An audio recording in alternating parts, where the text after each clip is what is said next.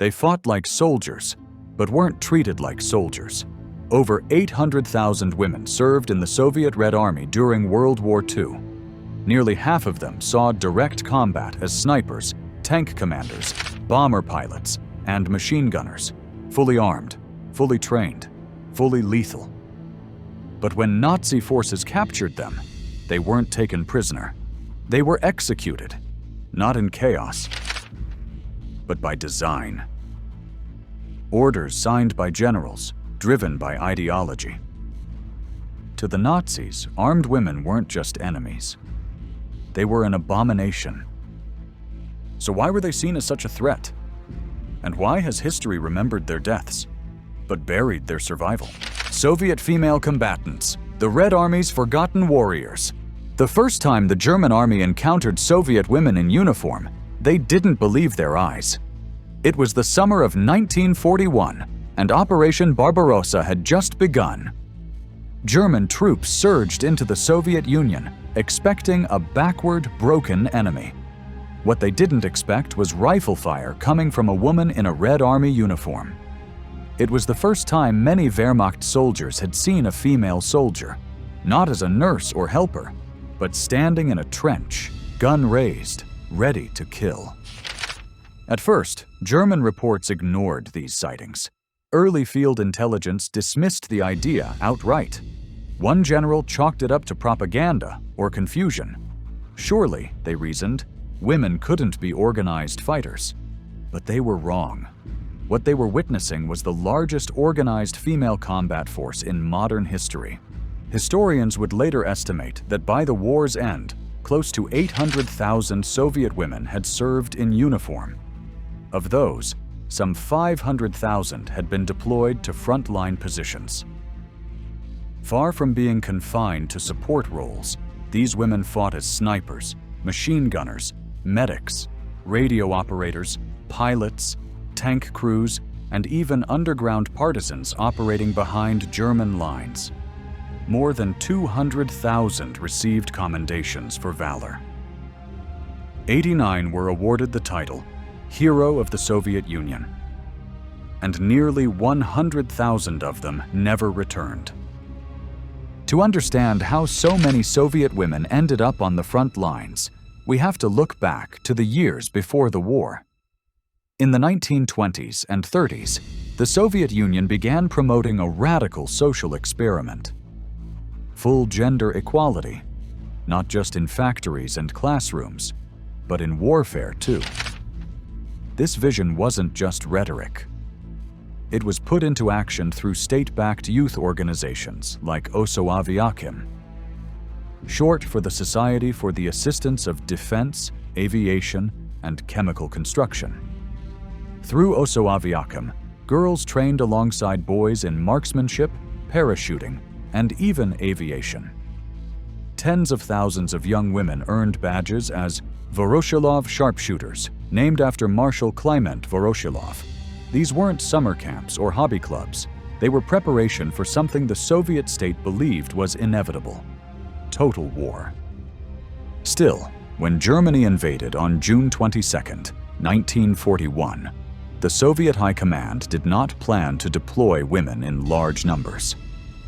In the first 6 months, female volunteers were often turned away. Their petitions were ignored, or they were funneled into medical units. Many were told to go home. But as the Nazi war machine pushed deeper into Soviet territory and losses mounted, millions of men dead, captured, or wounded, the policy began to shift. By the start of 1942, the Red Army was desperate. The front lines were thinning, and replacements were scarce. That's when the tide changed. Women who had previously been rejected began to receive orders. In many cases, the shift happened rapidly. Whole units were formed with female gunners, sappers, and scouts.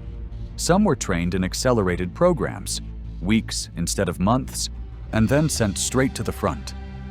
This wasn't just a response to desperation. It was also rooted in ideology. Unlike many traditional societies, where a woman's role was seen as domestic and passive, Soviet communism had a radically different view. From its earliest days, communist doctrine preached that women were comrades in labor, education, and struggle. The revolution belonged to both sexes. The very idea of universal equality was baked into the system. It's in the name. A classless collective society where everyone, regardless of gender, was expected to contribute. That belief shaped everything from policy to propaganda. Women weren't just allowed to fight, they were celebrated for it. In posters and speeches, the state cast female soldiers as symbols of resilience, duty, and patriotic fire. They were held up as heroes of the motherland, and often used to shame reluctant men. One recruitment slogan asked bluntly, "If she can fight, why can't you?" Inside the Soviet Union, this message was normalized. Women in uniform became part of daily life, on the streets, in the press, at the front. But outside the USSR, especially among its enemies, the sight of women carrying rifles or flying bombers felt shocking, even disturbing. To the German military, steeped in Nazi ideas of racial hierarchy and rigid gender roles, armed Soviet women were not just unfamiliar. They were offensive. The German army never fully adapted to the presence of these women. Some commanders were confused. Others were enraged. A diary found on the body of a German officer during the Battle of Stalingrad captures the reaction. "They send their women to die," he wrote, "and they do it without shame. These are not women. They are something else." In Nazi ideology, the idea of an armed woman clashed violently with their views of femininity, order, and race. Female Soviet fighters weren't just military opponents. They were ideological threats. Some German units responded with brutal reprisals. Captured female soldiers were rarely treated as prisoners of war. Instead, they were interrogated, assaulted, or shot on the spot. Partisans, especially women, were labeled terrorists. In occupied Belarus and Ukraine, entire villages were burned simply for sheltering them. To the Nazis, these women were more than just enemy combatants. They were living proof that the Soviet promise of equality wasn't just propaganda. It was happening in real time, on the battlefield, with a rifle in hand. And that terrified them. Why did the image of a woman fighting back provoke such rage in the Nazi ranks? Why did her defiance feel more dangerous than a man's? To answer that, we have to look inside the heart of Nazi ideology, an ideology that saw strong women not just as unnatural, but as a threat to the entire world order they were trying to build. Nazi ideology. Why female soldiers were seen as abominations. At the heart of Nazi ideology was a very specific vision of womanhood. It could be summed up in 3 words: Kinder, Küche, Kirche, children, kitchen, and church. This was the Nazi blueprint for the ideal German woman. She was meant to stay in the home, raise as many children as her body would allow, and keep the household running in quiet service to the fatherland. She did not vote, did not lead, did not challenge. She obeyed. To enforce this vision, the Nazi regime created policies that touched nearly every part of a woman's life. In 1933, just months after Hitler came to power, the marriage incentive law offered state-backed loans to women who left the workforce to get married. If they had children, they didn't have to repay the loan. One child knocked off a quarter of the debt. 4 children cleared it entirely, and there were medals for it too. Starting in 1939, the regime awarded the Mother's Cross to women who bore 4 or more children. Bronze for 4, silver for 6, gold for 8 or more. Women were expected to reproduce for the Reich the same way men were expected to die for it. Even sex outside of marriage was state-controlled. If you were the right race, the Lebensborn program, created by Heinrich Himmler, aimed to increase the Aryan birth rate by encouraging racially pure women to have children with SS officers, even if unmarried. These children were raised in state-run homes and trained in Nazi ideology from birth. Education policy also reinforced these roles. Under the Nazis, girls' schools cut back on science, mathematics, and critical thinking.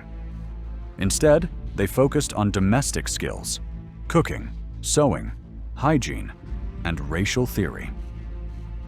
Girls were taught how to keep a home, bear healthy children, and recognize who was undesirable in the racial hierarchy. For girls who excelled academically, there were strict quotas limiting their admission to universities and professional training. Women were allowed to be nurses and secretaries, not doctors or engineers. Intelligence in women was viewed as tolerable, but only if it served motherhood and family. This rigid worldview ran deep, all the way to the top. Hitler himself saw the role of women as fixed. In 1943, even as German cities burned under Allied bombs and the Eastern Front hemorrhaged soldiers, he reportedly said, "I would rather lose the war than see women in uniform." To him, female combatants weren't a solution. They were a sign of collapse. This is why Soviet women in combat shook the Nazi regime to its core. It wasn't just about strategy. It was about identity. When Germans saw women fighting for the Red Army, they weren't just confused, they were furious. These weren't real women, they thought. They couldn't be. They were something else, something monstrous. Nazi ideologue Alfred Rosenberg, one of the architects of the regime's racial theory, called them a monstrous third gender. Not men, not women, something twisted by Bolshevism. Joseph Goebbels, the Nazi propaganda minister, warned the German public that the Soviets had abolished womanhood. Female soldiers weren't portrayed as brave or loyal. They were depicted as corrupted, stripped of femininity, warped by communist ideals. In propaganda films, they appeared as cold, hardened killers, not symbols of courage, but of moral collapse. That message didn't stay in newspapers and theaters. It filtered into the trenches. It shaped how German soldiers viewed the enemy, and especially how they treated captured women. A new word began to appear in frontline reports and soldiers' letters: Flintenweiber, or riflewomen. It was never neutral. It dripped with contempt. These weren't seen as real soldiers. They were degenerates with guns, and because of that label, they were denied the basic protections normally granted to prisoners of war. Under the Geneva Convention, soldiers captured in war are entitled to be treated as prisoners of war. But the Nazis ignored these protections for Soviet fighters, especially the women. When captured, many were executed on sight. Others were sent to concentration camps where they were beaten, starved, or used for forced labor until they died. There were no consistent records of these killings. Most were carried out informally, in forests, at the edge of trenches, or in makeshift holding areas near the front. But we know it happened because of recovered diaries, testimonies, and field orders. In one of the most chilling examples, a memo from Martin Bormann, Hitler's private secretary, described captured female Soviet fighters not as soldiers, but as agents of Bolshevism who must be exterminated without mercy. There was no ambiguity. Their gender wasn't a shield. It was another reason to kill them. This treatment came from a deep binary at the center of Nazi gender theory. There were only two categories of women in the Nazi worldview: the virgin mother, a pure, submissive, fertile German woman, and the degenerate prostitute, any woman who stepped outside that role. Female Soviet soldiers, by virtue of fighting and killing, fell into the second category. This division justified everything. To Nazi soldiers, a woman with a rifle was not just breaking a taboo. She was confirming a racial and political threat. They believed that communism had destroyed her femininity and replaced it with something unnatural. And if her femininity was gone, so was her right to be treated with respect or protected by international law. German military manuals didn't specifically address what to do with female soldiers, but internal documents from units in the East show patterns. In several instances, commanding officers warned their men not to be soft when dealing with female prisoners. One report from the 6th Army, recovered after Stalingrad, told troops to treat armed women as partisans, not prisoners. That distinction was deadly. Partisans were considered unlawful combatants and could be executed without trial. This wasn't just about military policy. It was psychological warfare. By destroying women who defied gender roles, the Nazis believed they were preserving their own. German women watching from home were supposed to look at Soviet fighters and feel disgust, not inspiration. They were supposed to double down on their roles as mothers and caretakers, to hold the home front while their men fought the real war. But on the other side of the front, Soviet women knew exactly what they were walking into. Absolute resistance. How Soviet women fought fiercely. They fought until their last breath. In the frozen forests outside Leningrad, on the shattered streets of Stalingrad, from the sky in slow-flying biplanes, from trenches dug into blood-soaked earth, through artillery fire and machine gun storms. Soviet women went to war not behind the lines, but on them. Their mission wasn't to support the front. It was the front. The Soviet Union did something no other major power had dared in World War II. It integrated women directly into combat. Not symbolically, not temporarily. Soviet women were trained, armed, deployed, and expected to kill. And many did, expertly, repeatedly, fearlessly. Some of the most feared soldiers on the Eastern Front weren't men at all.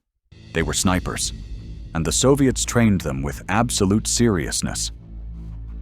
In 1943, the Red Army established the Central Women's Sniper Training School near Moscow. It was a grueling 6-month course that covered camouflage, long-distance marksmanship, night movement, weather reading, and psychological control. Graduates were issued a Mosin Nagant sniper rifle with PU scope, a TT-33 pistol for emergencies, grenades, camouflage netting, rations for 3 days, and a pair of binoculars. But by 1944, battlefield urgency forced the program to be shortened to 3 months. The war could not wait. Nazi advances in Ukraine and Belarus demanded reinforcements now. Even so, these women proved themselves. Soviet records indicate that sniper units composed of women had higher accuracy rates and better endurance in long stock operations compared to mixed-gender or male-only units. One name stood above all others: Lyudmila Pavlichenko. At just 25 years old, she had 309 confirmed kills, more than any American sniper, male or female, in any war since. She became the face of Soviet female resistance. In battle, she helped develop a now famous tactic called paired hunting. One sniper would fire while the second tracked enemy movements and predicted counter-sniper fire, switching roles as needed. It made them harder to locate and harder to kill. But not all Soviet heroines hunted from the trees. Some attacked from the clouds. The 588th Night Bomber Regiment, later nicknamed the Night Witches by terrified German troops, was the only all-female bomber regiment in history. These women flew the fragile, canvas-covered Polikarpov Po-2 biplanes, slow, noisy, exposed. German pilots called them sewing machines because of the hum of their engines. But when the engines cut mid-flight and the planes glided silently through the night, the only warning was the sound of wind. Then came the bombs. They flew without radios, without radar, often without parachutes. Until 1944, there simply weren't enough to go around. Their tactics were as terrifying as they were brilliant. They flew in groups of 3. 2 would draw the searchlights and flak. The third would dive in darkness, engine off, and release her payload. Then they would switch. This silent wave of destruction kept German forces awake night after night, unable to predict when or from where the night witches would strike. By the end of the war, the regiment had flown over 24,000 combat missions and dropped more than 23,000 tons of bombs. Some pilots logged over 800 missions each, flying in plywood biplanes with no parachutes. The Luftwaffe even offered an automatic Iron Cross to any pilot who could bring one down. Few ever did. But the skies weren't the only place Soviet women fought. On the ground, thousands more took up arms in tank and artillery regiments. Over 15,000 women served in these units, not just as support staff, but as mechanics, engineers, machine gunners, and even commanders. One of the most famous was Maria Oktyabrskaya, a factory worker from Crimea whose husband was killed fighting the Nazis in 1941. She sold everything she owned and petitioned Stalin directly to buy a T-34 tank. Her request was approved. She named the tank Comrade Avenger, trained for months, and joined a tank battalion. She didn't just drive the tank, she fought with it. In 1944, during a battle near Vitebsk, Maria leapt out under fire to repair a track and was hit by shrapnel. She died 2 months later from her wounds. For her courage, she was posthumously awarded the title Hero of the Soviet Union.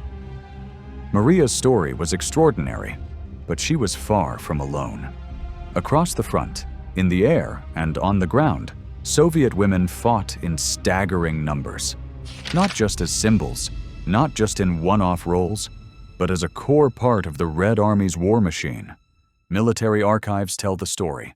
Around 300,000 women served in anti-aircraft units alone, more than a quarter of all crews manning the heavy guns aimed at German bombers.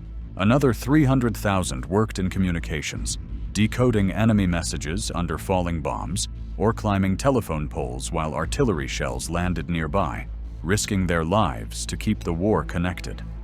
Then there were the sharpshooters, 43,000 trained women, crawling through snow and mud, tracking officers through rifle scopes, silent and deadly.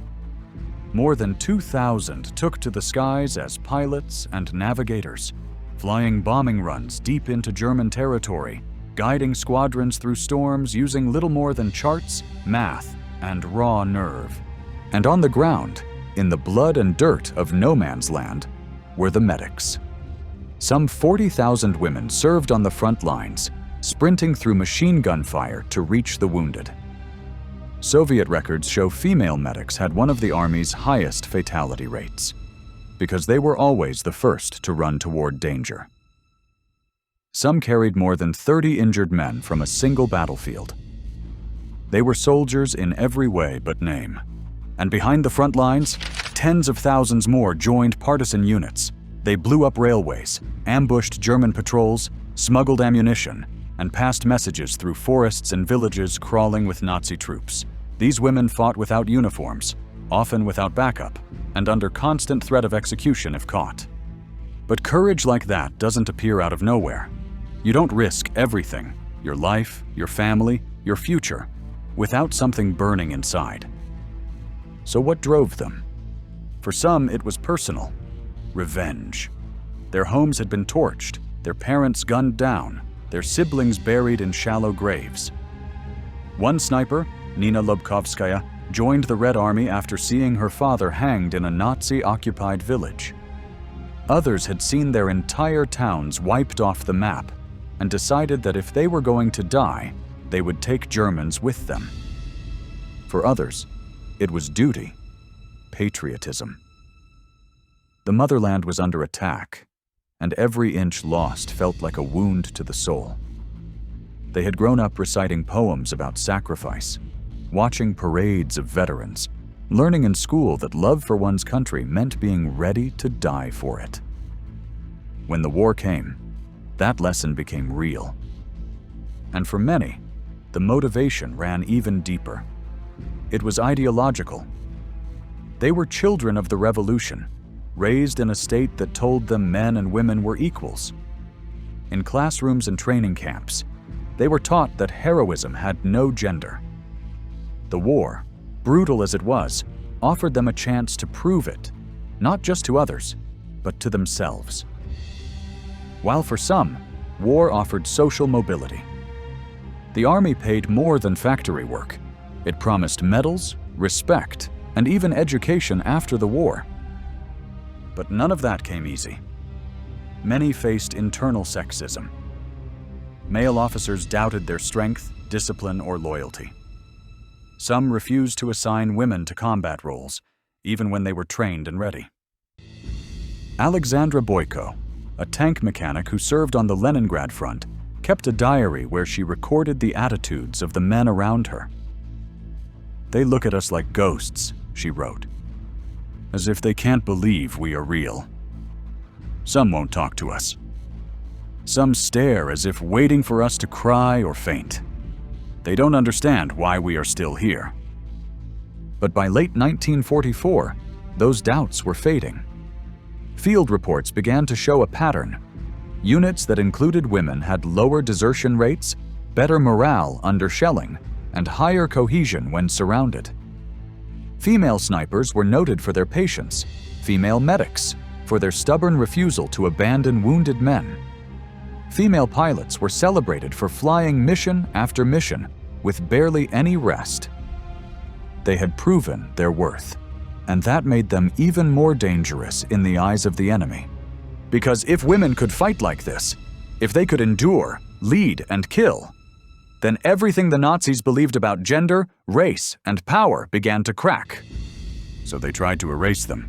Death orders. The systematic execution of Soviet female soldiers. In the snow-covered woods outside Smolensk, 1941, a group of Soviet medics was captured by advancing German troops. Among them was a young woman, barely 20, still wearing her Red Army armband. She had no weapon. Her hands were raised. A German soldier walked up behind her, pressed a pistol to the back of her neck, and pulled the trigger. No questions, no hesitation. Her body fell into a shallow ditch alongside the others. This wasn't a battlefield accident. It wasn't chaos. It was execution. And it was happening again and again. At the beginning of the invasion, German soldiers were stunned to find women on the battlefield. Snipers, tank crews, machine gunners. Many had never seen an armed woman before, let alone one who could outshoot, outlast, or outmaneuver them. At first, the reaction was disbelief. Then came something worse. Fury. In Nazi ideology, a woman with a weapon was not just unnatural. She was offensive. A violation of the world they were trying to build. And so, the killings became policy. Just 1 week after Operation Barbarossa began, the largest invasion in history, Field Marshal Gunther von Klug issued a chilling directive. The order, marked Ein AB number 1511/41, stated it in plain terms: women in uniform must be shot. No trial. No interrogation. No surrender. If a woman wore the Red Army uniform, that alone sealed her fate. It was one of the first official orders to target Soviet female soldiers, and it didn't stay isolated. The message traveled fast through the Wehrmacht, and it set a brutal precedent. The rationale, if there was one, followed Nazi logic. To the Third Reich, Soviet women who took up arms were not soldiers. They were something unnatural. Aberrations, traitors to their gender, Bolshevik monsters. They weren't seen as enemies. They were seen as violations. And that made them targets. The order from von Kluge was officially rescinded 3 months later, in September 1941. But by then, the machinery had already been set in motion. Even the withdrawal of the directive was written in such a way that allowed exceptions. Women suspected of being snipers or partisans could still be shot. And those two terms were applied liberally. In the Wehrmacht's vocabulary, any armed woman could be called a partisan. Any dead Soviet woman could be retroactively labeled a sniper. The killing of these women wasn't just tolerated, it was expected. In October 1941, another order came down from one of the most senior commanders on the Eastern Front, Field Marshal Walter von Reichenau. His order on the conduct of troops in the East stated that all political commissars, saboteurs, and irregulars should be eliminated without delay.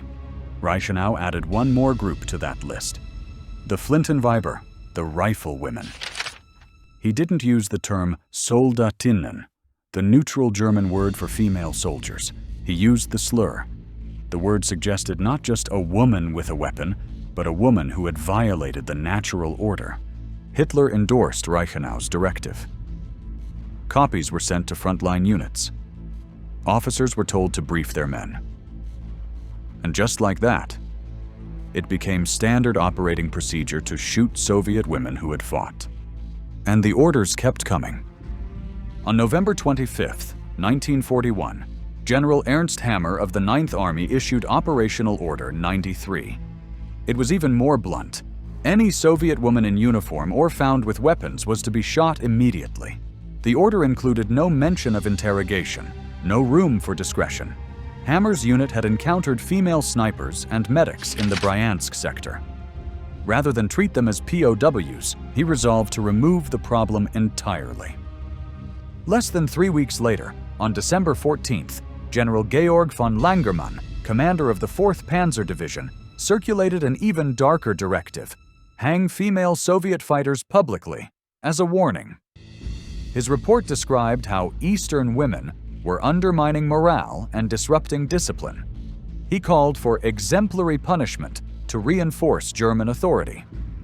By the end of that month, the 122nd Infantry Division filed a report marked IA number 2241/41. It stated that 30 armed Soviet women had been executed in accordance with standing orders. Their names weren't listed. No trial was noted. The report simply confirmed compliance. Across the Eastern Front, reports like these accumulated. Some were detailed, others were a line or two, a box checked, an obligation fulfilled. By 1942, multiple German divisions, including the 6th, 9th, and 18th Panzer Divisions, reported regular executions of captured Soviet women. The killings were not hidden. They were noted in logs, dispatches, and daily reports. One might ask, how did the Wehrmacht legally justify this? The official line relied on a loophole. Germany claimed that because the Soviet Union had not signed the 1929 Geneva Convention on the treatment of prisoners of war, its soldiers were not protected. Therefore, female combatants could be considered unlawful. But this wasn't true. The 1907 Hague Convention, which both Germany and Russia had signed, stated clearly that all combatants captured in uniform were to be treated as lawful prisoners of war. The Hague rules made no distinction based on gender. Still, the Nazi regime ignored this. They argued that the Soviet Union's refusal to sign the Geneva document meant they weren't entitled to protections. This was a selective interpretation, used only when convenient.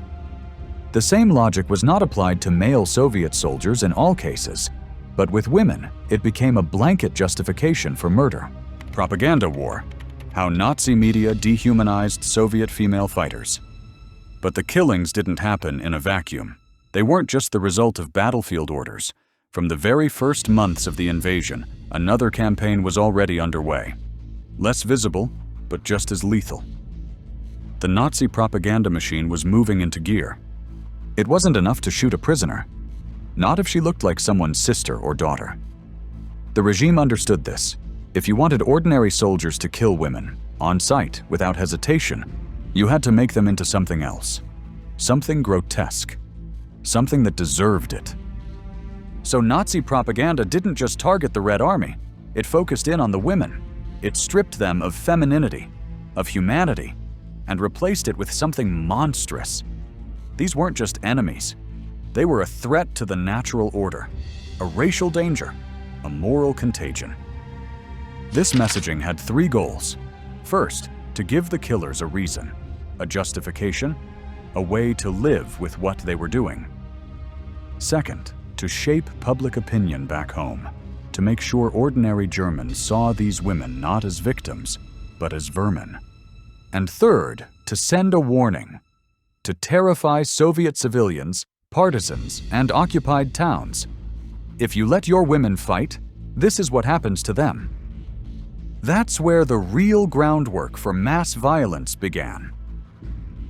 In 1941, the Propaganda Ministry issued Directive 17/1941, which ordered that Soviet female fighters were never to be referred to as Soldatinnen, the neutral German word for female soldiers. Instead, a different term was mandated, Flintenweiber. It literally means rifle women, but its connotation was loaded. It was slang, derogatory, and sexist, invoking images of wild, sexually deviant, dirty women playing at war. By using Flintenweiber, Nazi propaganda implied these women were not just enemies. They were twisted. Women who had stepped outside their natural place. The propaganda evolved in phases. In the early period, from 1941 to 1942, the focus was on portraying Soviet women as grotesque. An article in the influential newspaper Das Reich, titled "The Hyenas of Moscow," described captured female Red Army fighters as vile and animalistic, mocking their appearance and calling them the kind of women only Bolshevism could produce. They were not seen as brave or skilled. They were deformed by ideology, hyenas in uniform. By 1943 and 1944, as the war dragged on and German morale weakened, the propaganda took a darker turn. The narrative shifted toward fear. These weren't just ugly or unnatural women. They were dangerous. Newsreels like Die Deutsche Wochenschau showed Soviet women allegedly torturing prisoners or ambushing wounded German troops. They were framed as sadistic killers who didn't deserve the rules of war. In fact, to treat them according to the Geneva or Hague Conventions would be, as one narrator put it, an insult to true soldiers. Then, in the final phase, 1944 to 1945, the messaging became explicitly sexual. As Germany's defeat loomed, the propaganda apparatus doubled down on racial panic. One widely distributed leaflet titled, "Let Us Defend Our Women," claimed that Soviet female instructors were training men in how to rape in order to destroy German racial purity. It warned that captured Soviet women were spies and seductresses. Their goal, it said, was to breed with Aryans and infect the bloodline. The psychological manipulation here was clear. The enemy wasn't just trying to win the war. They were trying to defile Germany from within. This kind of messaging wasn't limited to soldiers at the front. Posters appeared across occupied Eastern Europe aimed at civilians and partisans. One poster showed a grim-faced Soviet woman holding a rifle in one hand and turning her back on a crying child. The caption read, "She chose Bolshevism over motherhood." Another depicted a captured female partisan being stripped, the implication being that she had sacrificed her feminine honor and was now fair game. Photographs played a horrifying role as well. German units that captured and executed female Soviet fighters often photographed the bodies. Some were used as trophies. Others were nailed to barn doors or displayed in town squares, meant as a warning to locals. NKVD archives include witness accounts from villagers in Belarus and Ukraine who described seeing the corpses of young women hung naked, their heads shaved, with signs reading, "This is what happens to Soviet whores." Forced nudity was not incidental. It was punishment, a symbolic act of erasing identity. The message was, you thought you were a soldier, but you're nothing. Just a woman. And now we've made sure everyone sees it. It wasn't just propaganda for the masses. German troops internalized it. Interrogations of Wehrmacht and SS personnel captured by the Soviets later in the war often show how deeply the messaging had taken hold. In 78% of documented executions of Soviet female prisoners, the perpetrators either echoed phrases used in Nazi propaganda or explicitly cited their belief that these women were not real soldiers. One SS officer captured near Lviv in 1944 told his interrogators, "They weren't soldiers. They were perverts with guns. We were told they poisoned our men, slept with animals, taught our own prisoners to kill. What were we supposed to do? Let them go?" He genuinely believed he had been protecting civilization. Even some doctors and medics were complicit. A German army physician, writing in his private diary in late 1943, described a captured Soviet woman soldier as a diseased Bolshevik incubator. He added, "They carry in them not just infection, but revolution." This wasn't just hatred. It was a calculated way to justify killing. If women were framed as dangerous, infected, inhuman, it became easier to murder them. And this didn't happen in isolation. It stood in stark contrast to how the Soviet Union portrayed its own women in uniform. Soviet posters showed them as calm, dignified, maternal, and fearless, defenders of the motherland, not threats to it. One famous image showed a woman in uniform, arm outstretched, calling the people to fight. The caption read, "The motherland calls."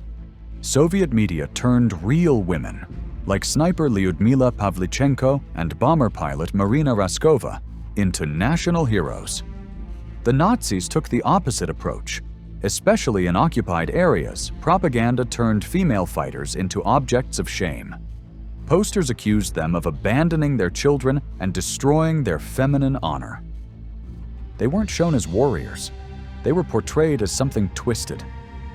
Photographs were used as weapons here. German troops often took pictures of dead or executed Soviet women, not for records, but as trophies or warnings. In many cases, the women had been stripped before or after death. Their nudity wasn't incidental. It was the message. They had dared to fight. And this was the punishment for stepping out of line. And this propaganda worked. It shaped not just public opinion, but battlefield behavior. Soviet security interrogations after the war found that many captured German soldiers repeated propaganda language word for word. In nearly 8 out of 10 executions of captured Soviet women, the killers gave the same reasons. They were unnatural. They were degenerates. They were Bolshevik breeders. And the damage didn't stop with the war. Even after 1945, the propaganda lingered. In the West, Soviet women who fought were often seen as strange or morally suspect. Not role models, aberrations. As historian Anna Krylova later wrote, Nazi propaganda didn't just fuel violence during the war. It helped erase these women from history once the war was over. Not just forgotten, but deliberately unremembered. But while the world forgot, this women on the front had already made their choice. Final stand: Soviet female soldiers who fought to the death. For many Soviet female combatants, surrender was never an option. By late 1941, word had already spread among Red Army ranks about what happened to women captured by the Germans. Some were executed immediately. Others were paraded, tortured, raped, and then killed, sometimes publicly. The stories came from returning partisans, intercepted German orders, and the bodies themselves. Too often, they were found stripped, mutilated, or displayed in ways meant to send a message. This horrifying knowledge shaped tactics and morale in ways that distinguished Soviet female fighters from nearly any other group in the war. When you knew capture meant humiliation and death, you fought differently. In March 1942, the Red Army issued Directive 5-21/7/000032, calling on soldiers, especially snipers and partisans, to resist to the last bullet. For women, that phrase wasn't rhetorical. It was a rule. Soviet snipers, many of them women, were trained under a grim protocol. Always save 2 bullets, one for yourself, one for your comrade. Klavdia Kalugina, who joined the front lines at only 17, later testified in interviews that this was standard practice. She carried 2 extra rounds at all times, separate from her clip, specifically for that purpose. "We promised," she said. "No one would be taken alive." Tactics evolved with this mindset. The sniper technique known as podvizhnaya okota, or mobile hunting, required operatives to change positions every few hours. A single overnight stay in one location was rare and dangerous. Some of this was practical, to avoid detection. But for female snipers, it was also about survival. Staying still too long made you easier to capture, and there were no second chances. Rosa Shanina, one of the most celebrated Soviet snipers of the war, was a pioneer in what became known as false position doctrine. She would create 2 or 3 decoy nests in advance, firing a single shot from each before moving on. German counter-snipers would often waste hours targeting the wrong place. Her diary reveals that this wasn't just about tactics. "I don't want to be dragged through the mud like the others," she wrote in late 1944. "If I die, it must be clean, on my own terms." It wasn't only snipers. The famed 588th Night Bomber Regiment, known to the Germans as the Night Witches, also had death protocols. Their outdated biplanes were slow, wooden, and often flew missions without parachutes. If a plane was badly damaged, the crew was trained to trigger onboard incendiary charges to destroy the aircraft rather than risk landing in enemy territory. Some carried pistols. Others were trained in escape and evasion, memorizing the terrain, supply caches, and partisan paths in case they were shot down. In one recorded case, Yekaterina Budanova, a fighter ace, was flying low when her plane caught fire after a direct hit. With no hope of bailing out, she steered her burning aircraft into a German transport convoy. 12 enemy soldiers were killed instantly. Soviet reports listed her as killed in action. German reports called it a suicide attack. The female partisans operating behind German lines had their own brutal choices. Many carried XL-3 capsules, a slow-acting poison designed to give the illusion of cooperation under interrogation. A captured partisan could give just enough false information to stall, then die before the enemy extracted anything useful. These were often hidden in sewing needles, bread crusts, or false teeth. Their use required both planning and resolve. Tatiana Baramzina, a trained sniper and field medic, was one of those women. In the summer of 1944, her medical post came under siege by German troops. According to Soviet after-action reports and post-war testimonies, she fired until she ran out of ammunition, then used a grenade to disable the entry. She kept 1 bullet for herself but was knocked unconscious by an explosion before she could use it. Captured alive, she was tortured and executed, shot in the face with an anti-tank rifle. Her body was found with medical instruments still in her pack. The Germans noticed this pattern of suicidal resistance. An 18th Panzer Division report from January 1943 expressed frustration with the increasingly irrational behavior of female Bolsheviks. It complained that these women refuse surrender even when surrounded, and their deaths complicate mopping up operations. It was not admiration, it was annoyance. They wanted clean victories. What they got instead were women who burned their own planes, poisoned themselves, or lured Germans into fatal traps. In Stalingrad, urban combat gave rise to new tactics. The so-called Viper Nest method involved embedding a sniper or grenadier in a building already cleared by German forces. After troops passed through, the woman would strike from behind or above, through a chimney, under a staircase, behind rubble. These attacks were timed not for maximum damage, but maximum confusion. Sometimes they'd wait hours. A single grenade, a shot to an officer, then death. One woman, Nina Lubkovskaya, wrote in her diary about how she trained for these missions. "You must become invisible. You must become something they are too afraid to chase." She was later awarded the Order of the Red Star. Her sniper unit had a 100% casualty rate by war's end. Psychologically, the burden was immense. Diaries and letters from the front show a depth of fatalism, but not despair. More often, they show something colder: resolve. Alexandra Boyko, a tank commander, wrote in 1943, "Every day I live is borrowed time. My life ended when I saw the first girls hanging in the trees. Since then, I am just a shell filled with fire." Svetlana Alexievich, the Nobel Prize-winning author of The Unwomanly Face of War, later wrote that Soviet women's resistance was a double defiance. They fought as Soviets, but they also fought as women. They turned their femininity into a weapon. And in doing so, they shattered the enemy's illusions. This was not a war where they waited at home. They were the war, survivors of the Nazi hell. How a few Soviet women escaped execution. Despite this defiance, very few made it out alive. Of the thousands of Soviet female combatants captured by Nazi forces, fewer than 5% survived. That number, just around 300 documented cases, is even smaller when considering the sheer scale of Nazi violence. For most captured female soldiers, especially on the Eastern Front, there was no camp, no trial, no paperwork, only execution. And yet, some did survive.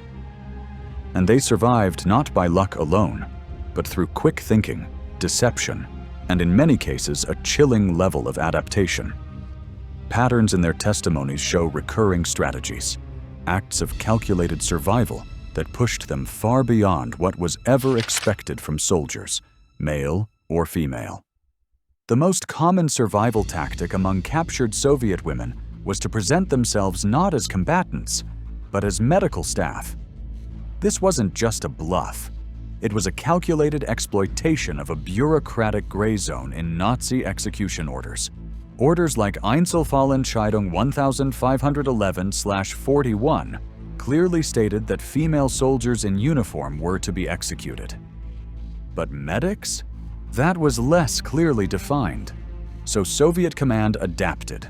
From mid-1942, Red Army field manuals included a section titled Essential Medical Knowledge for Interrogations. Women were instructed to memorize key terms and procedures. Even if they'd never worked in a field hospital, they could explain how to bind wounds, manage blood loss, and identify basic antibiotics.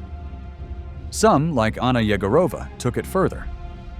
A decorated pilot, Yegorova was shot down in 1944 and captured unconscious.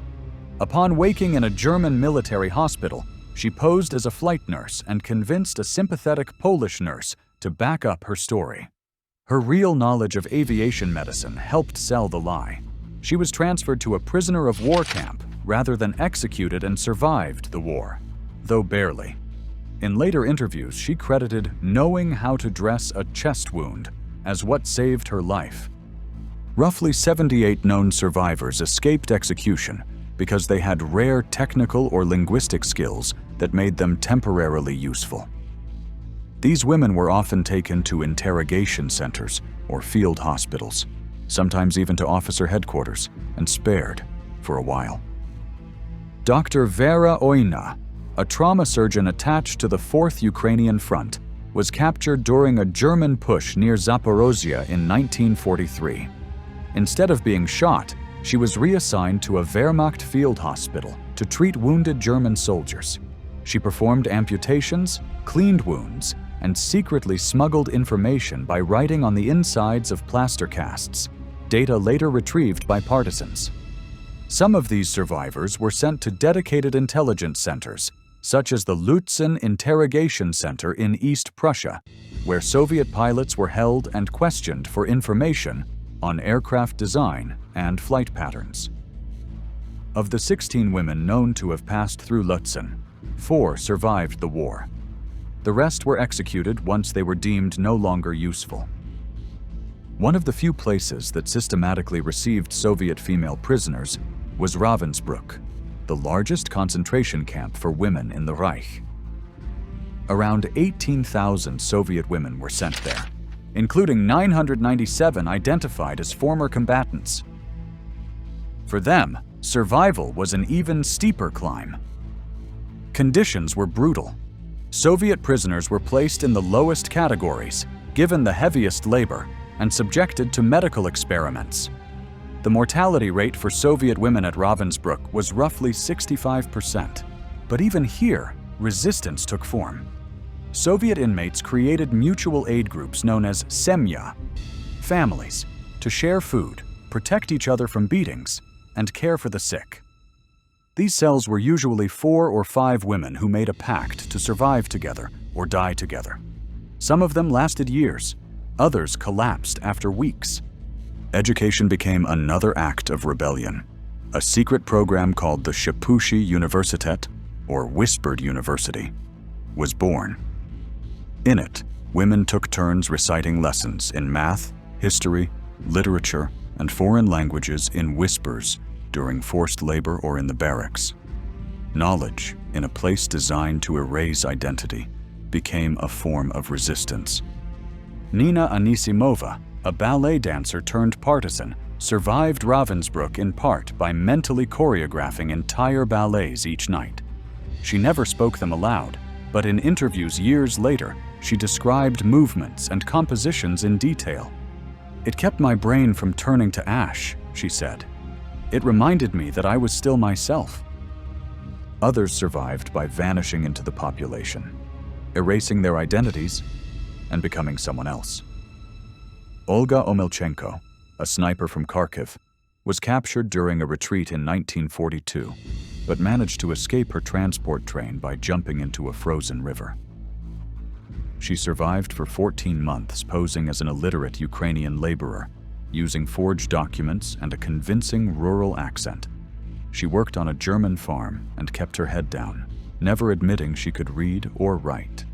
In early 1944, she fled and navigated her way back to Soviet lines using stars, moss, and river patterns, skills learned in sniper school.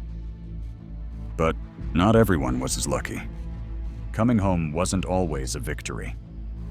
For some, it was the beginning of another ordeal.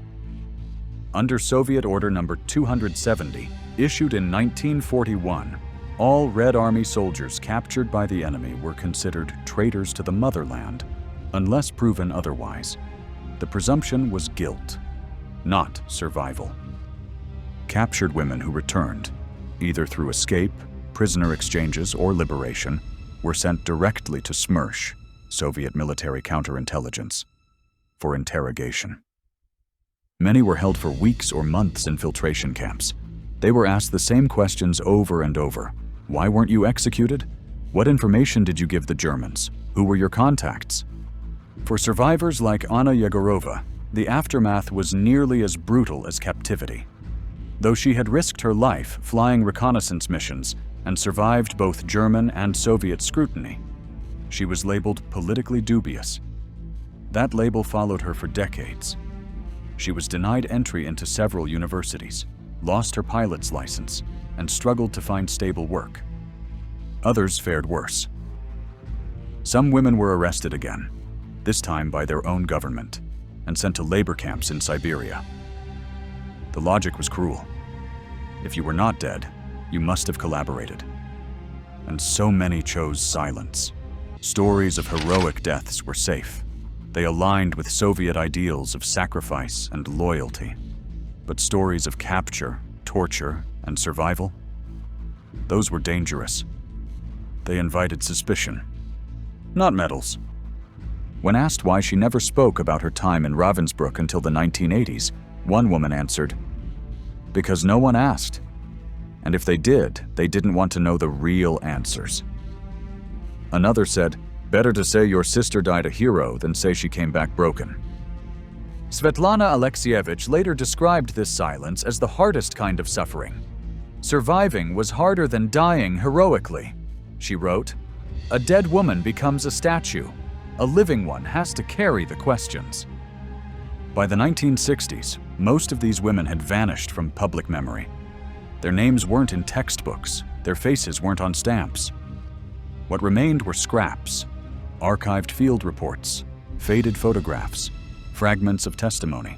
In many files, there was only a single line: captured, returned, suspect. Their silence wasn't accidental. It was engineered by Nazi propaganda that called them monsters, and by a post-war world that had no place for women who had learned to kill.